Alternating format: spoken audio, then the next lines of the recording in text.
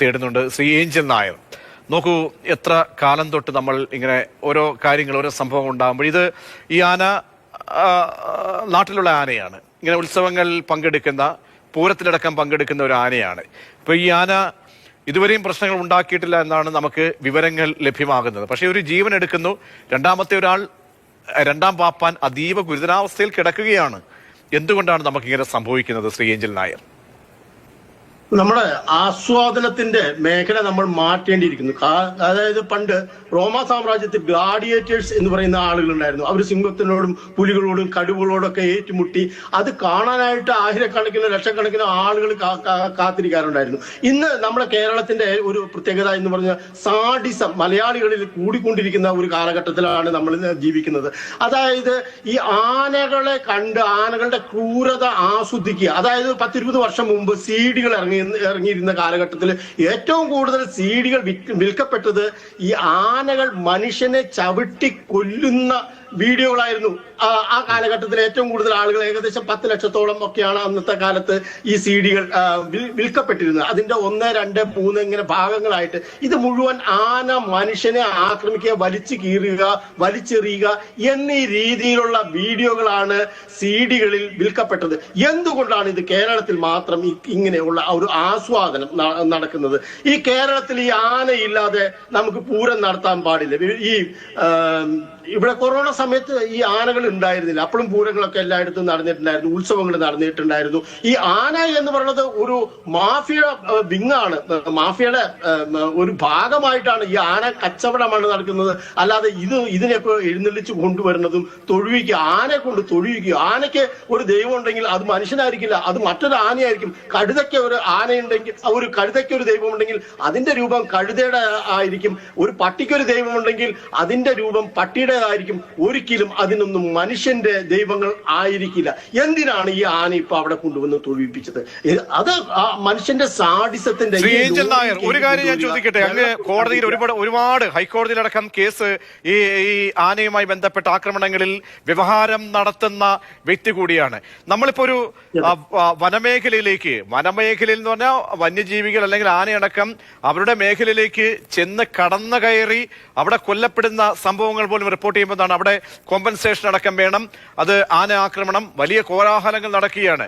അവർക്ക് 10 ലക്ഷവും 15 ലക്ഷവും ഒക്കെ തന്നെ വാങ്ങി നൽകണമെന്ന് ആവശ്യപ്പെട്ടുകൊണ്ട് വലിയ രീതിയിൽ നമ്മൾ ചർച്ചകൾ നടത്താറുണ്ട്. പക്ഷേ ഇത്തരം കാര്യങ്ങൾ അറ്റൻഷൻ കുറഞ്ഞു പോകുന്നുണ്ടോ ശ്രീ ഏഞ്ചൽ നായർ? ഈ കാര്യത്തിൽ ഇപ്പൊ നമുക്ക് സാധാരണ രീതിയിൽ വന്യജീവികൾ എവിടെ ആക്രമിക്കപ്പെട്ടാലും ആക്രമണം നടത്തിയാലും ആന, കടുവ, പുലി ഇങ്ങനെയുള്ള ജീവികൾക്ക് വലിയൊരു പ്രൊട്ടസ്റ്റും കാര്യങ്ങളൊക്കെ നടത്താറുണ്ട്. പക്ഷെ കേരളത്തിലെ അവസ്ഥയിൽ ഈ നാട്ടാനകൾ ആക്രമണം നടത്തി ഇപ്പൊ ഈ 5ാമത്തെ ആളാണ് ഈ വർഷം മരിച്ചിരിക്കുന്നത്. കഴിഞ്ഞ വർഷം മരിച്ചിരിക്കുന്ന 6ാമത്തെ ആളാണ്.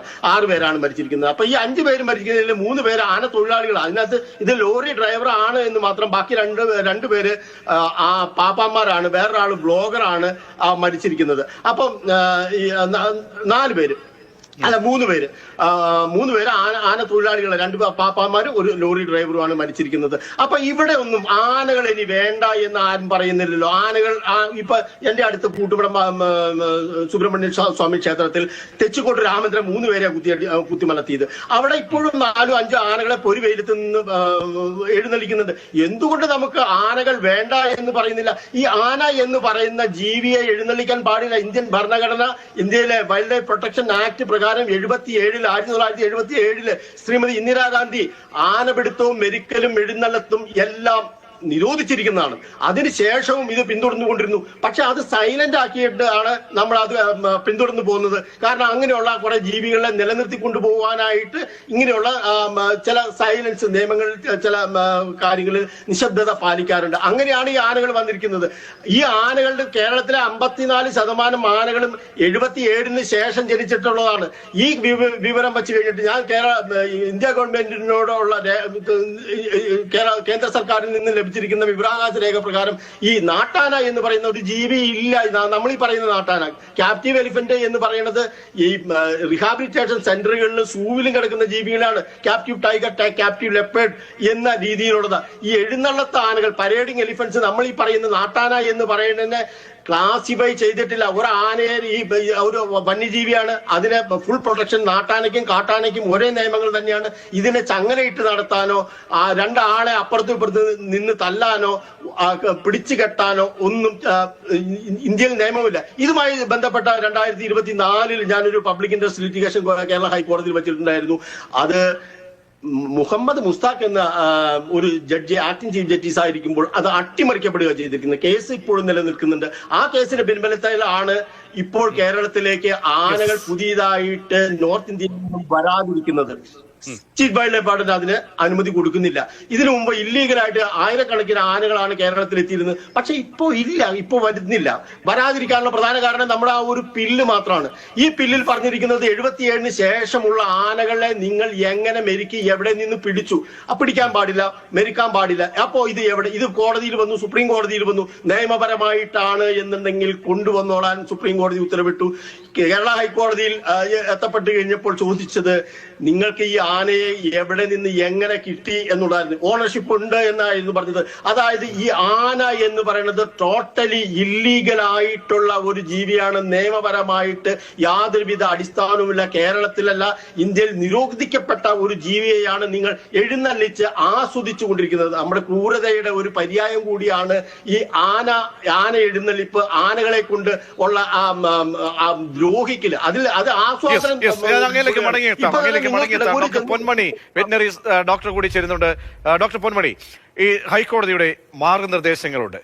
വളരെ ചൂടുകാലമാണ്. പക്ഷേ ഈ ഉദ്യോഗസ്ഥരൊക്കെയാണല്ലോ ഇത് കൈകാര്യം ചെയ്യേണ്ടത്. എന്താണ് ഇങ്ങനെ സംഭവിക്കുന്നത്? ഇപ്പോൾ എന്താണ് ഡൈല്യൂട്ട് ചെയ്യാണ് നിയമത്തിൽ. ഈ പറയുന്ന ചൂട് സമയമാണ്. ചൂട് സമയത്ത് ഈ പറയുന്ന നിഷ്കർഷിക്കുന്ന 11 മണിക്കോ അല്ലെങ്കിൽ ഈ 3 മണിക്കോ പോലും നമുക്ക് പോലും പുറത്തിറങ്ങാൻ കഴിയാത്ത അവസ്ഥയാണ്. അപ്പോൾ മൃഗങ്ങളെ സംബന്ധിച്ച് അവിടെയൊക്കെ വന്നിട്ടുള്ള വീഴ്ച അതൊക്കെ തന്നെയാണോ ഈ എറണാകുളം സംഭവത്തിലും കാണുന്നത്? അപ്പൊ നമ്മള് കോടതിയിൽ ചാലഞ്ച് ചെയ്തിരിക്കുന്നത് ഈ ക്യാപ്റ്റീവ് മാനേജ്മെന്റ് റൂൾസ് എന്ന് പറഞ്ഞു കഴിഞ്ഞിട്ട് 2013 ഇറക്കിയിട്ടുള്ള ആ റൂള്, അത് എങ്ങനെ വന്നിരിക്കുന്നു എന്നുള്ളത്, ആ റൂള് പോലും നമ്മൾ ചലഞ്ച് ചെയ്തിട്ടുണ്ട്. കാരണം വന്യജീവി സംരക്ഷണ നിയമം 1972 നേരെ ഘടക വിരുദ്ധമായിട്ടാണ് ഈ റൂള് പോലും ഇറങ്ങിയിരിക്കുന്നത്. ആ റൂളിനെ പോലും നമ്മൾ ചലഞ്ച് ചെയ്തിട്ടുണ്ട്. അങ്ങനെ ഒരു റൂൾ ഇറക്കാനായിട്ട് കേരള ഗവൺമെന്റിന് യാതൊരുവിധ അധികാരവുമില്ല. ഈ ആനകളെ ചട്ടം പഠിപ്പിക്കാനോ ഇതേമാതിരി കെട്ടിയിട്ട് വലിക്കാനോ അമ്പലത്തിൽ എഴുന്നള്ളിക്കാനോ ഉള്ള നിയമം പോലും ഇല്ലാത്തിടത്താണ് നിയമവിരുദ്ധമായി ഈ ക്രൂരത ആസ്വദിക്കുക എന്നുള്ള രീതിയിലേക്ക് ജനങ്ങൾ എത്തപ്പെട്ടിരിക്കുന്നത്.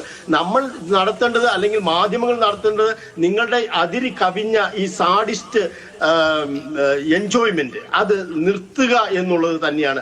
ആനകളെ കൂടുതൽ കൊണ്ടുവരില്ല. ഇന്ത്യയിലെ നിയമങ്ങൾ മാറ്റാൻ സാധിക്കില്ല. സൈറ്റസ് ഇന്റർനാഷണൽ ഓർഗനൈസേഷനാണ്. ഇതെല്ലാം നിരോധിക്കപ്പെട്ടിരിക്കുന്നതാണ്. ആന റെഡ് ലിസ്റ്റിൽ പെട്ടിരിക്കുന്ന, ഇന്ത്യ ലോകത്ത് റെഡ് ലിസ്റ്റിൽ പെട്ടിരിക്കുന്ന, IUCN റെഡ് ലിസ്റ്റ് ചെയ്തിരിക്കുന്ന ഒരു ജീവിയാണ് ആന എന്ന് പറയുന്നത്. അതിനെ ഇങ്ങനെ എഴുന്നള്ളിക്കാനോ പാടില്ലാത്തതാണ്.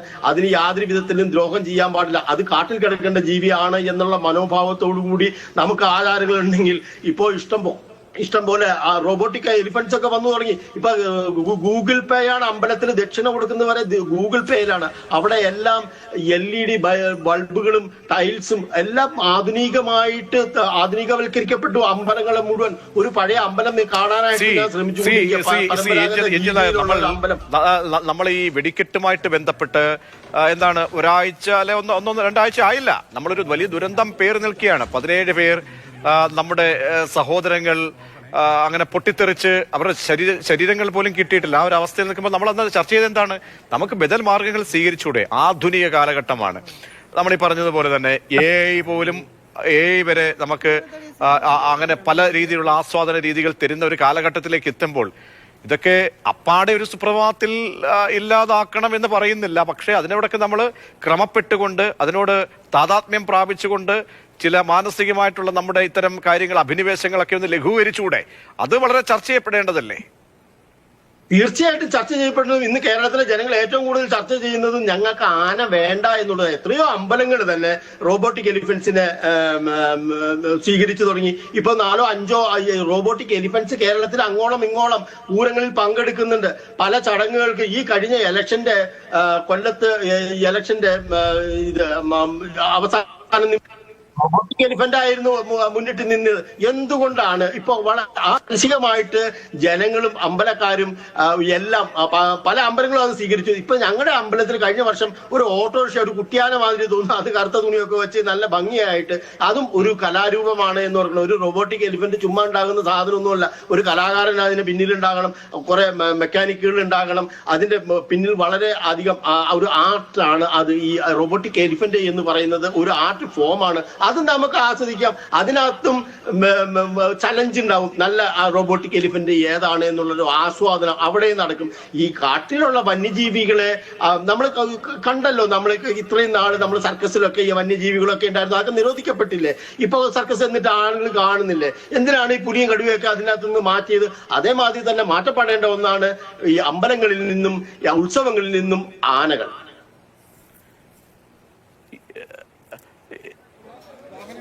തീർച്ചയായും